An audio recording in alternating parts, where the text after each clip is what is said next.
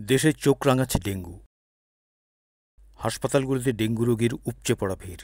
বাংলাদেশে ডেঙ্গু সংক্রমণ বৃদ্ধির হার ইতিমধ্যে তার সর্বোচ্চ সংখ্যা অতিক্রম করেছে। ডেঙ্গু আক্রান্ত রোগীর সংখ্যা যেমন বাড়ছে, তার সাথে পাল্লা দিয়ে বাড়ছে মৃত্যুও। নভেম্বর মাসে দেশে ডেঙ্গুর সর্বোচ্চ সংক্রমণ হচ্ছে। গত ২৩ বছরের উপাত্ত অনুসারে বাংলাদেশের নভেম্বর মাসে শতাধিক ডেঙ্গু আক্রান্ত রোগীর মৃত্যুর আশঙ্কা আছে। সাধারণভাবে ডেঙ্গুর লক্ষণ হচ্ছে জ্বর।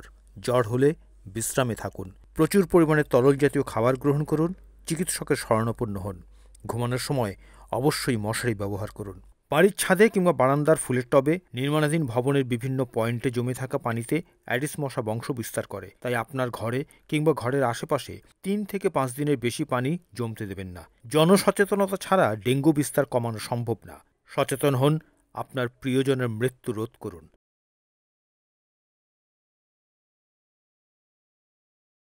জনস্বার্থে NAN টিভি।